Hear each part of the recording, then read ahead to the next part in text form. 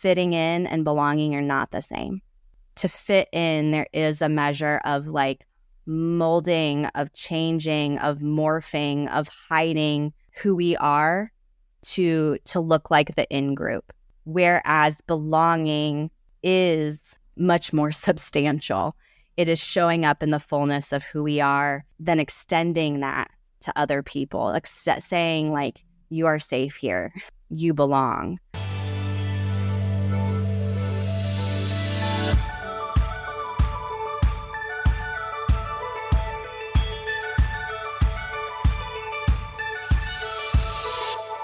Hello, and welcome to the Shifting Culture podcast, in which we have conversations about the culture we create and the impact we can make. We long to see the body of Christ look like Jesus. I'm your host, Joshua Johnson. Did you know that our show is powered by you, the listener? If you want to support the work that we do, get early access to episodes, episode guides, and more, go to patreon.com/shiftingculture to become a monthly patron so that we can continue in this important work. And don't forget to hit the follow button on your favorite podcast app to be notified when new episodes come out each week.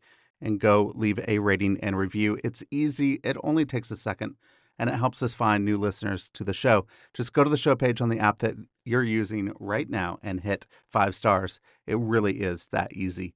Thank you so much. You know what else would help us out? Share this podcast with your friends, your family, your network. Tell them how much you enjoy it and let them know that they should be listening as well. If you're new here, welcome. If you want to dig deeper, find us on social media at Shifting Culture Podcast, where I post video clips and quotes and interact with all of you. Previous guests on the show have included Emily P. Freeman, Sally Steele, and AJ Swoboda. You could go back, listen to those episodes and more. But today's guest is Sarah E. Westfall.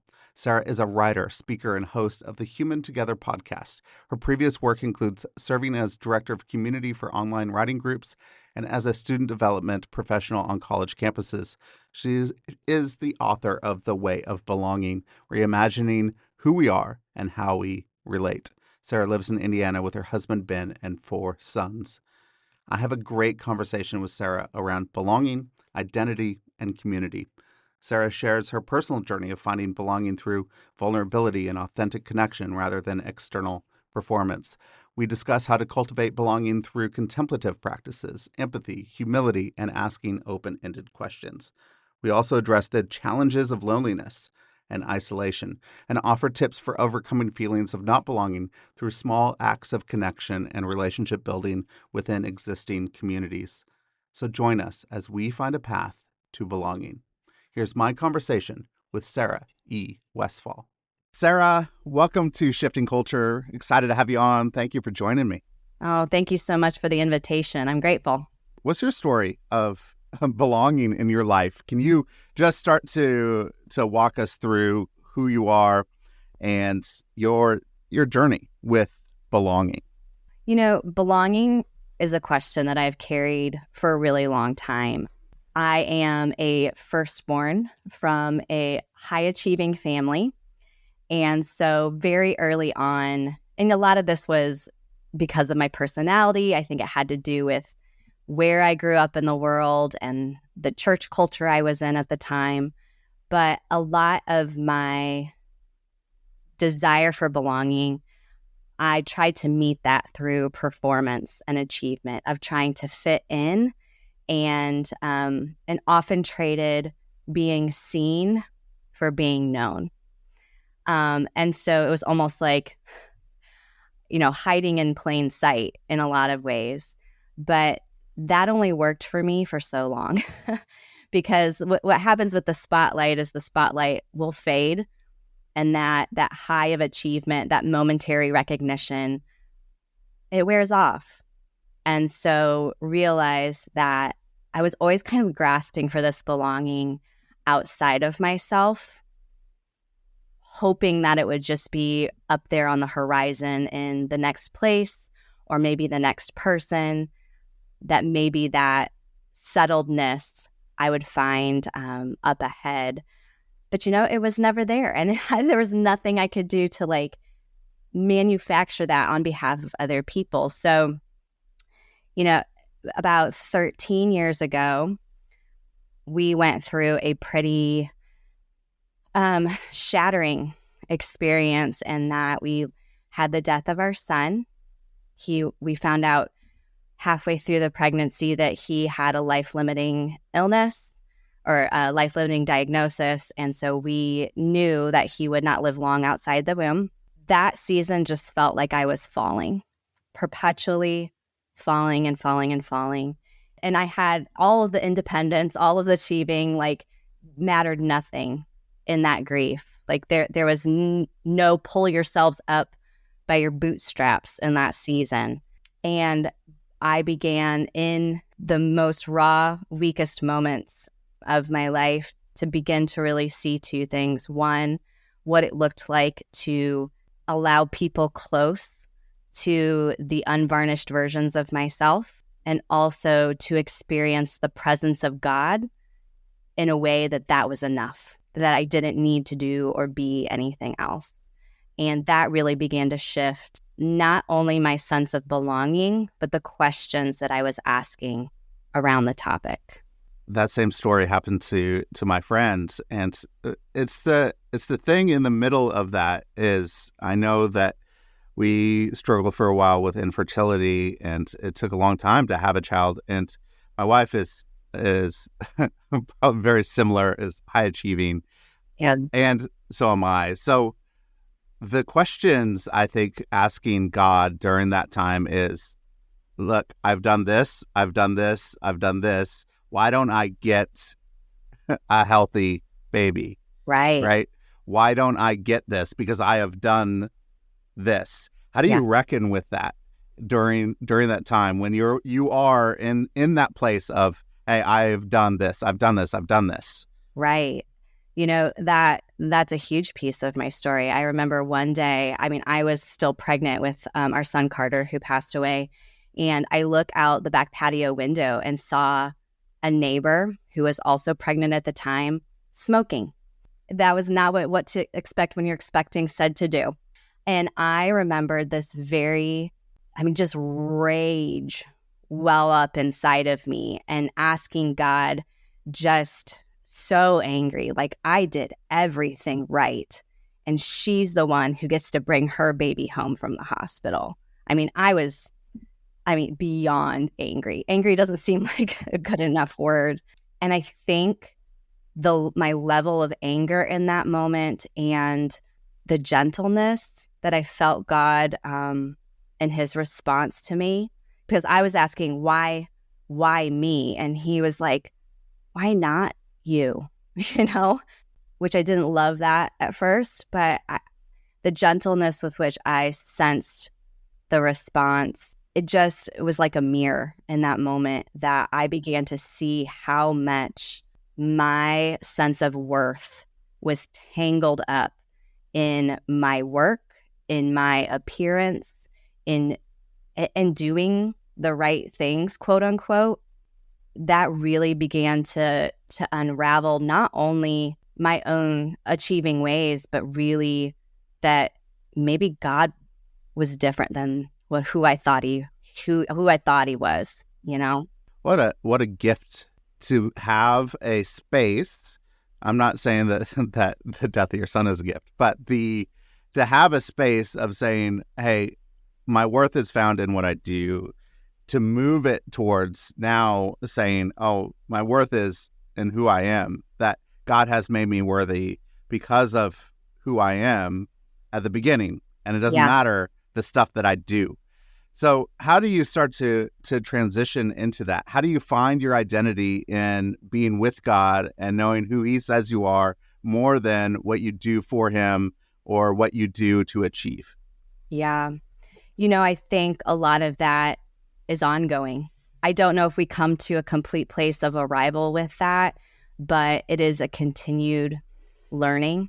Belonging isn't something that, to know that we belong within the embrace of God, that we are beloved. That's not like a set it and forget it kind of thing, that once we get there, that it's okay, we're good now. It's something that we will continue to wrestle with as life continues to happen, as things ebb and flow.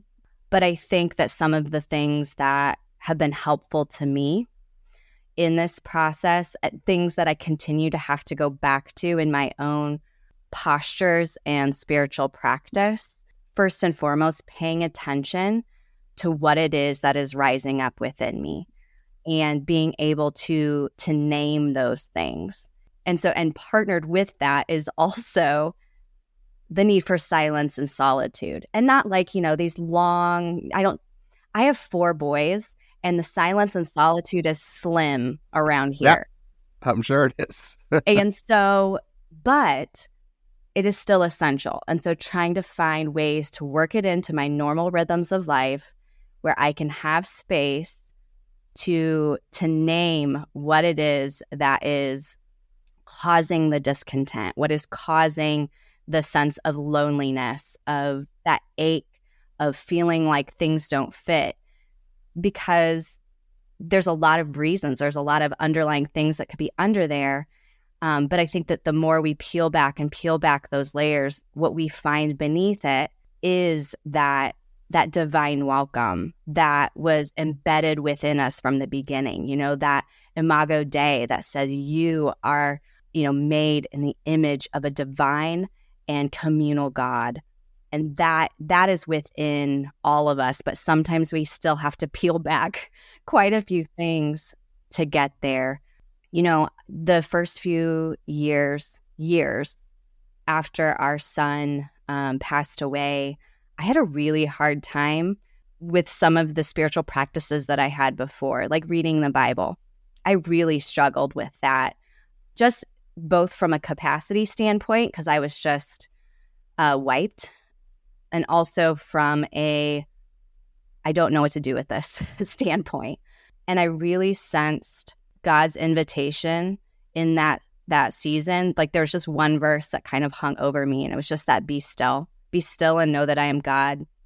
You don't have to do the things right now, to do the things that you used to do, to try to manufacture this belonging with me, with God. There was an invitation to just be in that season. And I think that began a lot of undoing in me, to think that I had to know the right things, act the right way, a lot of right. You hear that word right again and again and again, in order to be loved just as I am, where I am, for him to look. I almost imagine him, looking at me in tenderness or holding my face in his hands and saying, like, you are loved right here, right now, and I go with you. But that's something I have to keep returning to, It's not that season did not fix all the things. No, it doesn't fix all the things. But when you are in a space of grief and longing for, and you have a loss, right? There's this untapped love that you can't express this love to this person because they're gone. And this grief, and God saying, be still and know that I'm God, that you could be in that space. It's a great reminder then later in life, as we've moving through this grief, he's still there. Like, you still just have to be. There's nothing you need to do to get out of it. And that's the hard thing for Americans, especially in the space of grief. When I was in the Middle East, we had one of the people that we were working with, a Syrian refugee. He was killed. And when we went to the funeral, I just remember that, the women were wailing, that as soon as we walked in, the wife of the man that was killed just grabbed my wife and just brought her down to her and just wailed with my wife. So it's this I am expressing something that I don't think that we're very good at in America, that they're expressing this grief, that they're saying, I need you with me here and close, and that you're just going to be next to me while I'm just wailing and crying. And we as Americans like to push it aside, say, we're okay, I could get through this and I could just do this on my own. How do you start to open yourself up when it is really hard to let people in? How do you start to open yourself up to let people in, to connect one to another? Yeah, that's a great question. I think, one, we can give ourselves permission to go slowly. in our social media culture, I feel like I see the extremes of either people being really fake or oversharing in spaces that aren't probably the best places to hold your sacred stories. And so I think that it begins by recognizing people, like naming the people who are in your inner circles. You know, who are the people who are already trusted, who are already safe. And I kind of think of it like a gradient pool or Lake Michigan, like allowing yourselves to go toes first and then maybe wade in up to your shins and then up to your knees and so on. I don't think it's going to feel good at first to be vulnerable. There's a measure of faith involved of saying this could go either way. But one of the things that I have learned about belonging and the communal life is that I have to be willing to go first. I have to be willing to be the one to dip my toes in the waters first. It doesn't mean I need to dive in head first right away, but at least be willing to wade in and gradually allowing the details of our lives, like trust and transparency, grow together, I think. And so the more that we can lean into the relationships where there is reciprocity and where there is trust that does and transparency that builds over time, we will be able then to go deeper with one another. But I think that our culture also struggles to go at the pace that relationships require sometimes. We struggle to have the long view. And not to say that we have to, I'm going to pick a friend and be like, okay, 10 years from now, you're going to be the one. Because relationships, like all life, shifts and things happen. But we can go slowly, keep the long view in mind, and not feel like we have to like microwave our relationships all the time. We cannot control the welcome that other people extend to us. We just can't. And so when we base our belonging on what other people are offering to us, that's always a moving target. That makes our sense of belonging then is always shifting.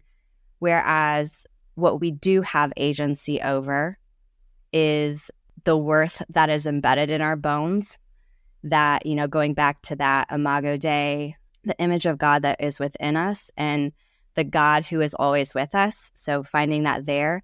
And then what we also have agency over is what we extend to other people, of being willing to posture ourselves and welcome no matter where we are, and being attentive then to the places where community and belonging kind of crops up just in the midst of our everyday lives. I think we're all searching for that. I need this place of belonging inside of myself, because then when I'm interacting with other people, because they're searching for it as well, they see it in you, then you start to find welcome and belonging in others because they want that welcome and belonging. It's like a cyclical process, it seems like. So that's really helpful to say. It has to start inside of us, belonging with God, knowing that we are created in His image, that our worth is not defined in what we do. What is that process then? Because I go back and forth a lot. Like, I'm trying to find my welcome and belonging in other people, and it doesn't work out very well sometimes. And then I go, okay, I know that it's there in God. What is that process like to go and like be in the middle of it? I think we're always kind of in the middle of it. So at least recognizing that, of saying, things are kind of always shifting. I had a conversation not long ago with my mom, who's in her 60s, and she has been part of the same church community since I was a baby. But now she finds herself, things have shifted, and she's asking these questions again of, where do I belong? I think that if we can think of belonging less as this place of arrival and more of a way of being in the world, it feels a little bit more settled within us that it's something we carry. But again, I mean, I think I'm a contemplative that grew up in an evangelical world. And so a lot of the like practical things that I kind of default to are these more contemplative practices, the silence and solitude, reflection, asking questions, being willing to just sit and hold the questions without rushing to answers. These are and to being really honest with ourselves about what surfaces in our inner landscape as we do interact with the people in our everyday lives. Because I think we are in a culture and in a time where we are very quick to draw boundaries around us versus them. And in doing so, not only do we distance ourselves from other people, we also put fences and barriers around ourselves, which make it much harder then for other people to reach out to us. It also makes it much harder for us to find that commonality, to find the overlaps in our human experience. I don't know if we can manufacture humility, but I think we can be honest with ourselves and hope that out of that, God grows humility. You know, humility and human have that same root word. You know, we are people of humus, of the earth. And the more that we can stay grounded in that way and growing and always looking for, you know, not diminishing ourselves, but having a good understanding of ourselves that serves us really well in being able to be settled, not only in who we are, but also in who God is and all the ways that he fills in the gaps. And so really, like, you know, it's so funny. In writing The Way of Belonging, there was so much that happened in the process of that. But then, you know, in the book process, you like write the book and then you have to like read it again and then edit it and then read it again and edit it. And each time I read through, I needed it again. And so I think that on some level, you know, belonging is something, it's that inner sense. It's not something that can be handed to us, but it's something we have to continue to cultivate and choose to walk in that way. So then in this us versus them world, how can we to bridge that gap between differences and not be a barrier, not be a wall, but then be welcoming, inviting, hospitable? What are some practices for us to be able to bridge that divide? Yeah, it's a great question. My favorite way is through stories. If you can get closer to the stories of the people in your everyday lives, you know, we're in a election year. And while it could be like really sweat producing to think about all of the arguments that could potentially happen with our friends, families, neighbors, I wonder what might happen if we begin to ask questions like, well, how did you get there? Like, what is the story that led you to that belief or idea or decision to vote? Like, help me understand how you got there. Not to say that would necessarily change how you know, what we do at the end, but at least helps us maintain sight of each other's humanity and that maybe we hold the same values. You know, my friend Lori Wilbert talks about how so often, you know, we're holding the same values. We're just coming at it from different sides. And so getting closer to people's stories help us see that. And if there aren't people in your everyday life whose experiences differ vastly from you, whether that is socioeconomics, ethnicity, age, location, all of those things, I think that reading is a fantastic way to peel back the layers of somebody else's experience and then to believe that that was their true experience, even if it is vastly different from our own. Because I think that if anything, we can build compassion and see glimpses of ourselves in each other in hearing the stories of each other. And maybe if you're not a reader, maybe it's, you know, documentaries or maybe it's a movie or something, but we are storied creatures. And the more that we can connect with each other's narratives, that only helps break down some of those barriers that we feel really intensely right now. I think story has helped me more than anything else to connect with other people, is to share stories, of our own lives, to ask what their story is. I think oftentimes when we go into a place of difference and we're connecting with somebody that is vastly different than us, have different beliefs, different values, and we just don't know how to connect, we won't know how to connect unless we hear the stories, unless we ask good questions, unless we are curious about who they are. And then we can know, oh, these are the places we can connect. We are so more alike and similar than we are different as humans. Like, we are all humans, right, made in the image of God. We're very similar creatures, but we focus so much on our differences. What are some ways to go into conversations and people to be a question asker, to be curious? How can we start to see others and ask them questions? That's good. It's kind of hard for me to answer because I think I tend to be a natural question asker to the probably chagrin of a lot of my teachers and coworkers over the years. So it's kind of hard for me to say, oh, how do you do that when it's just kind of part of me? I think, again, I feel like I'm just like beating the same drum over and over, but I think it just goes back to attentiveness to our inner landscape, just beginning by noticing and naming the questions that surface within us. That might be through the course of a conversation with someone, or watching something, or listening to a podcast. And then if you have an established relationship with that person, because I think that is an important part of it, beginning just to voice those questions out loud, to say the questions out loud. And again, there's a measure of vulnerability in that.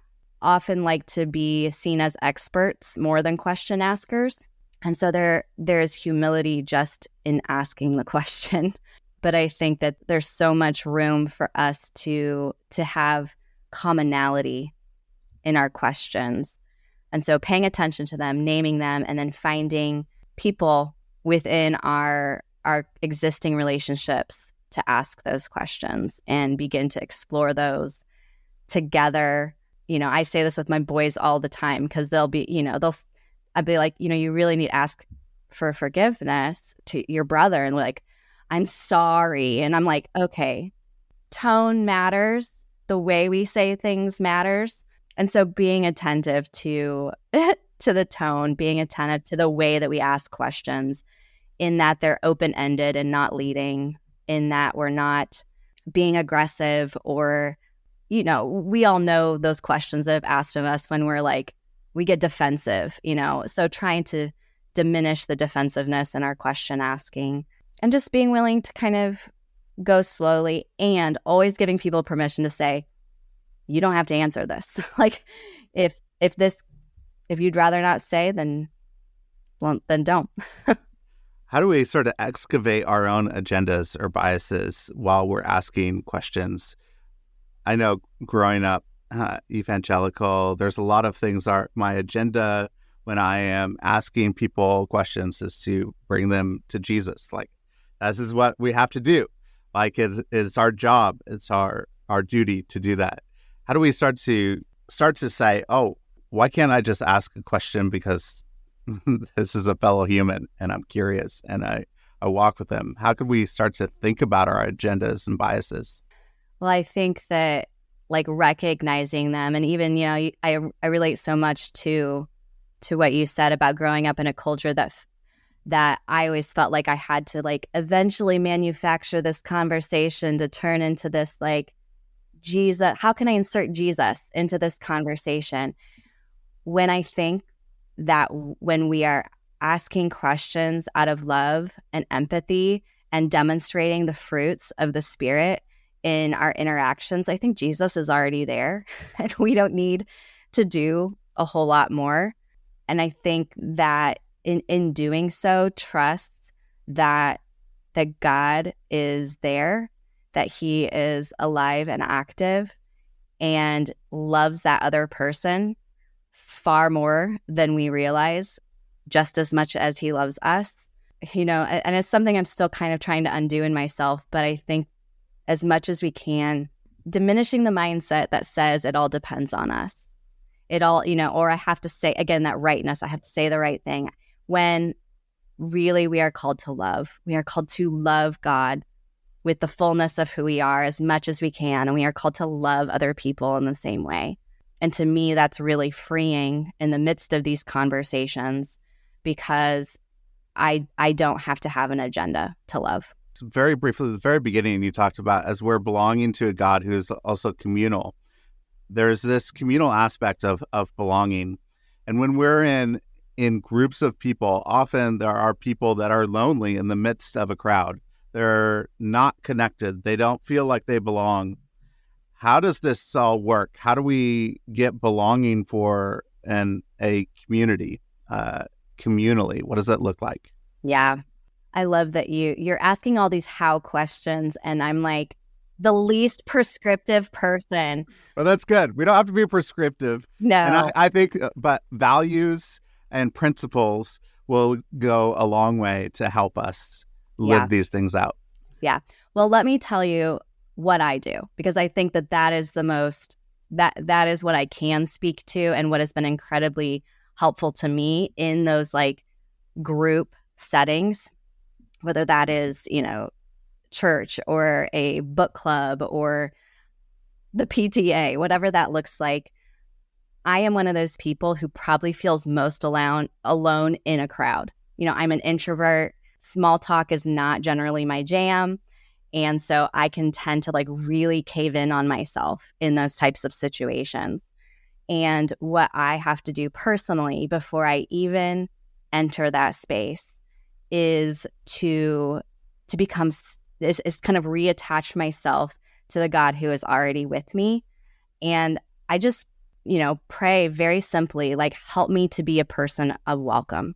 Help me not to cave in on myself. Help me to have that posture that is looking for other people who may feel exactly like I do. And not as a like savior type thing, but just in a way of how I approach people in conversations within that room, and being as present and attentive to them and to what is in the room as I can. So it begins before I even enter that space of trying to be in that posture of welcome, and then being willing to be the person that I would want others to be for me in that space. We don't have to anticipate everybody's personality and needs. That's impossible.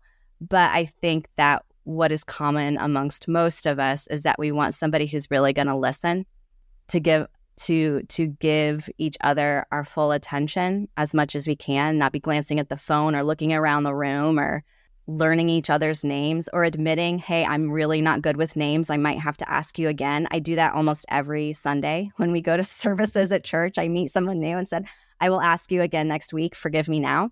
And so some of it's just really, really basic, but I feel like it's some of the things that we've lost the art of listening, the art of attention, the art of, maybe not with everyone. I don't think that I think that we have to know our own limitations, and especially in different seasons. But maybe there's one person that we say, hey, do you want to grab coffee? Or, hey, I'm going to this thing. Would you like to come with me? And being willing to get a little uncomfortable in that and take those next steps. And they may go nowhere. There have been so many times that I don't do that. But I think that the more we are willing to, the more it will become reciprocal in those spaces as well.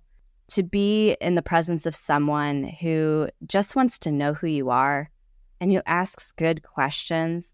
Like, I can almost feel my shoulders kind of like relax, and like I stop holding my breath because I don't feel like I have to perform. And so the more that we can do that for other people, the more that we can create those communal spaces where we can really then begin to to wade into the deeper waters. But I think it has to kind of begin there of having that sense of welcome with one another. Is there a story from your life where you felt the sense of welcome and you felt like you belonged, and why? Oh, that's a good question. Yes. First of all, now I just have to mine which one. I was just at a writing conference this last week.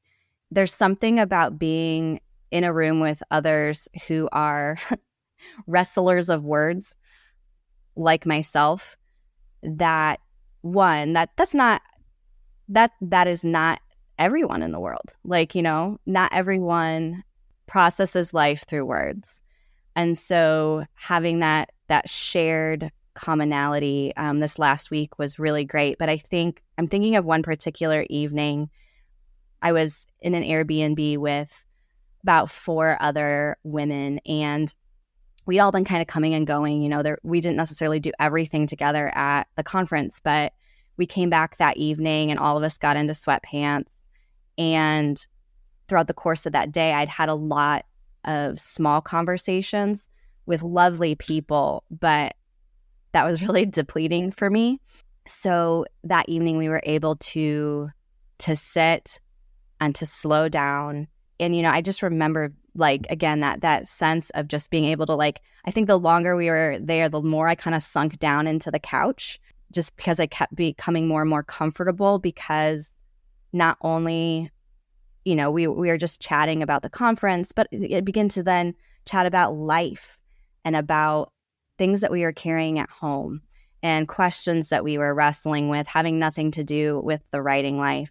Even just the postures of the women who were there in listening, of leaning in, of asking good follow-up questions, even offering affirming words like, either that is really hard, or I see, fill in the blank in you. I saw that happen. There was a generosity.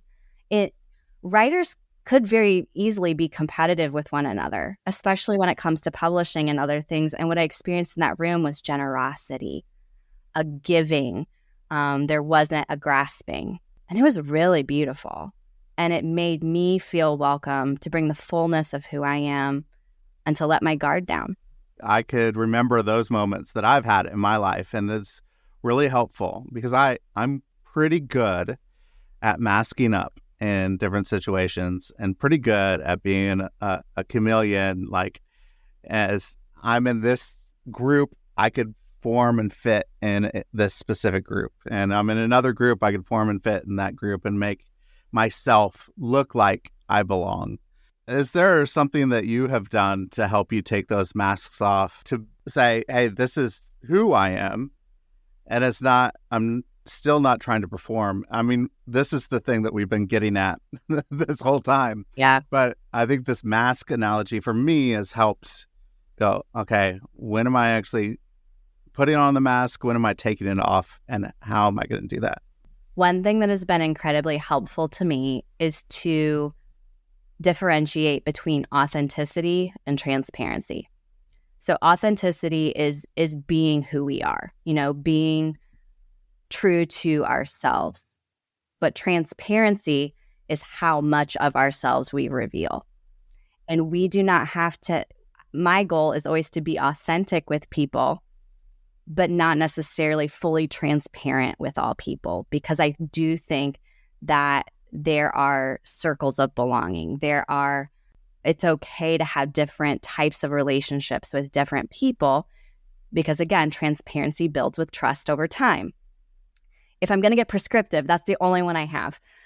That's the only equation that I have. By differentiating between that authenticity and transparency, it kind of frees us to not feel like we have to show everything all at once, or to see how they'll react if I share this opinion. We can go slowly then.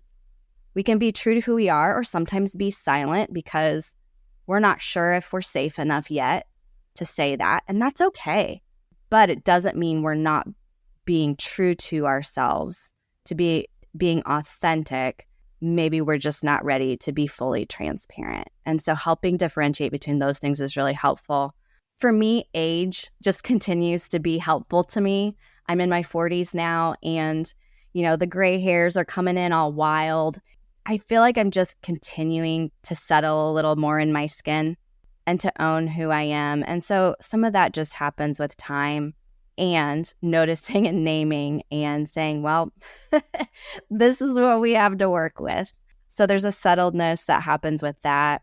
And I do think the more that we begin to practice showing up with the fullness of ourselves, I think it gets a little easier. Not perfect. I can tell you right now a handful of rooms that I feel uncomfortable in, that I want to be that peacock, who's like, trying to go back to that performative based belonging. You said something along the lines of trying to like mold yourself to achieve that belonging or mold yourself into something to belong. And I think it also helps us to remember that fitting in and belonging are not the same. To fit in, there is a measure of like molding, of changing, of morphing, of hiding who we are to look like the in-group. Whereas belonging is much more substantial. It is showing up in the fullness of who we are, then extending that to other people, saying like, you are safe here, you belong.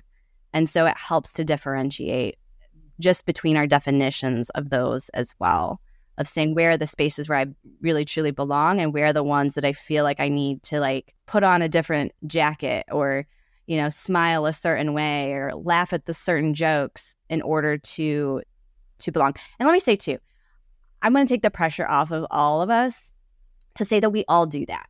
We all, there's in Jeffrey Cohen, who is a Stanford professor and a social psych researcher, he wrote a book called Belonging, and he talks about just the fact that we are all prone to changing aspects of ourselves in order to fit into a group because we find meaning within groups. We find meaning with each other. And so that's completely normal.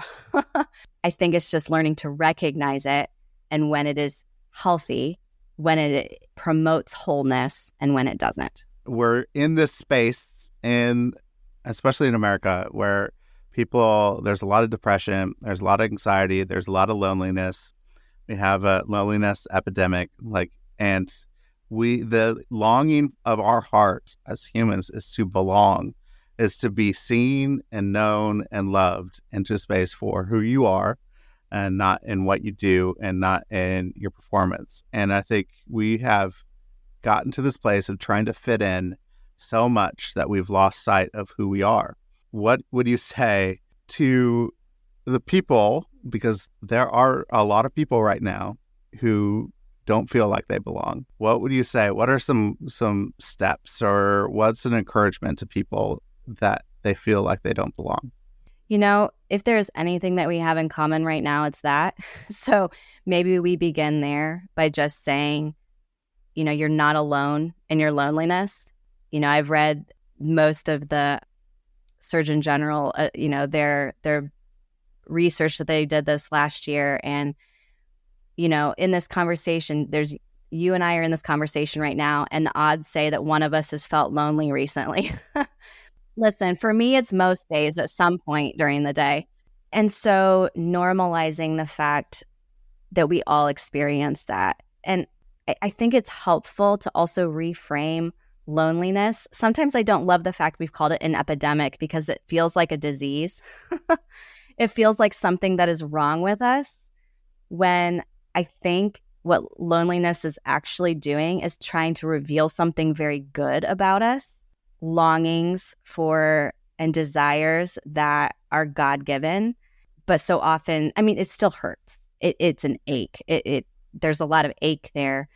But I think that if we are willing to look at loneliness and listen to it, to look at the longing beneath, that is going to give us some good indications of what it is that we can begin to just to lay out on the table between us and God, but then also to say, what is within my agency to do something about this? What steps can I take to move closer to someone else? Or, in my marriage, do I have some walls that I've put up, and why? And how can we maybe begin to dismantle some of those? Or I don't feel like I fit in my church community anymore. What's going on there? And beginning to ask the questions, what is beneath the loneliness? What is the longing or desire beneath it? And then what can I begin to do to explore or pursue that question that is lying beneath all of it? When I talked to AJ Swoboda recently about his new book on desires, one of the things that I really loved is that, desires are God-given, right? Is that Adam had a desire for companionship in the garden before the fall. It's not sinful to feel lonely. It's not a bad desire to be, because loneliness was there before sin entered the world. Loneliness was inherent within Adam, and he needed someone else, a fellow human, to be communal with, to say, it is us together. We need that. We need to say we could step forward and take those steps. And I think that's hard for a lot of people, is to be the one who goes first. Like you said at the beginning, as you go first, it's pretty difficult. I've spent a lot of time in my life praying that someone else would go first. That I would say, God, just bring somebody in to my path. Let them go first. Let them initiate conversation with me. Let them see me. And I don't actually take any steps forward. Hmm. I mean, how have you helped dip the toe in the water? Yeah. How did you help you? What helped you go first? I'll use an example. 6 years ago, we had been living in Tennessee for a few years and decided to move back to our home state of Indiana. It's kind of strange to move away, you become a different version of yourself and you move back.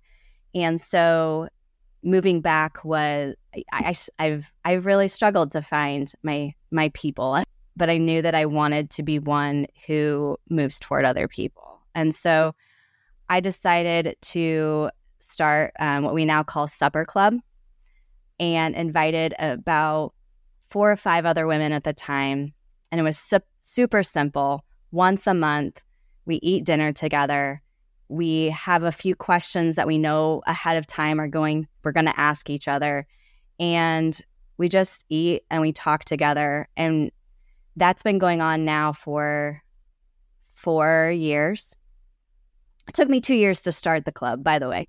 Then after that, we've been together 4 years now, and a lot of life has happened.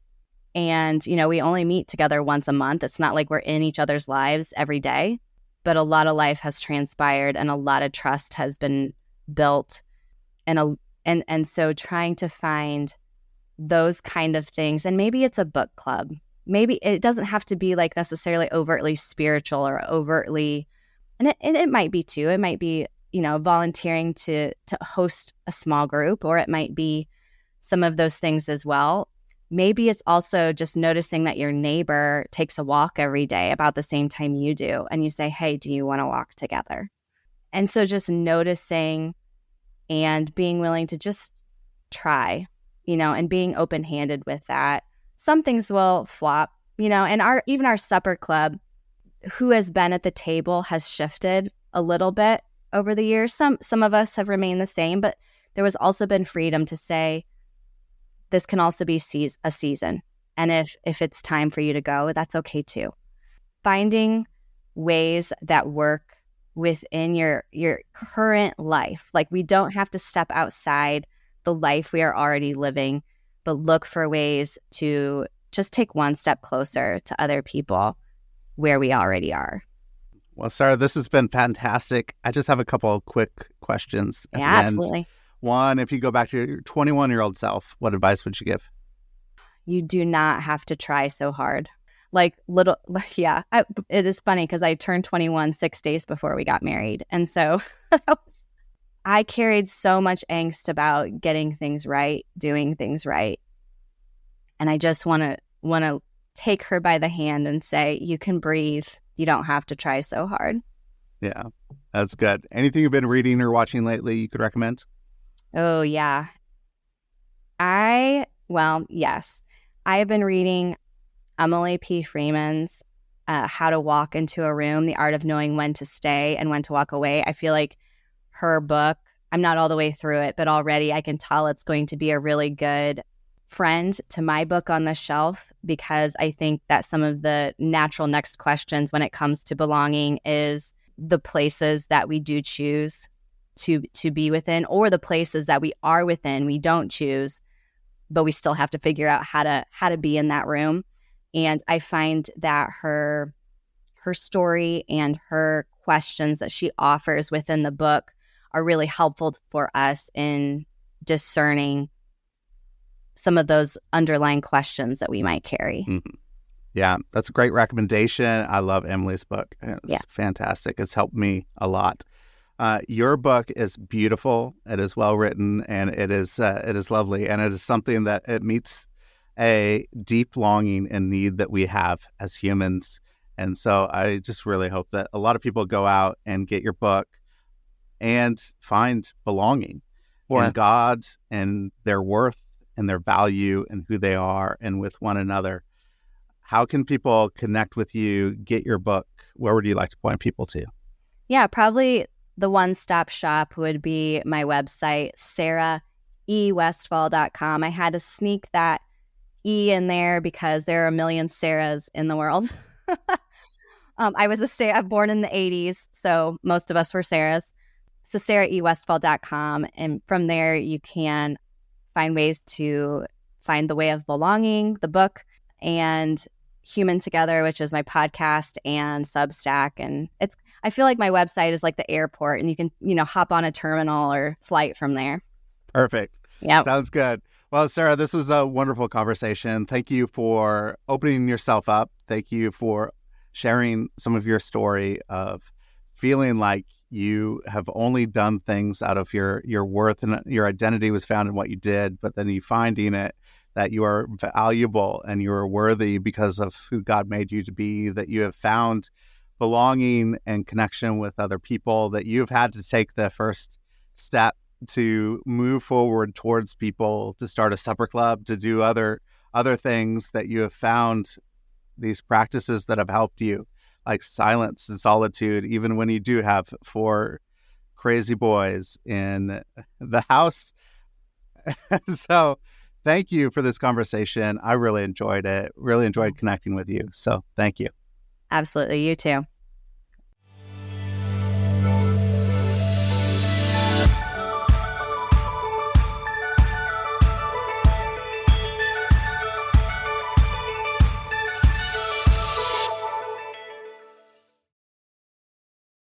Thank you so much for listening to this episode.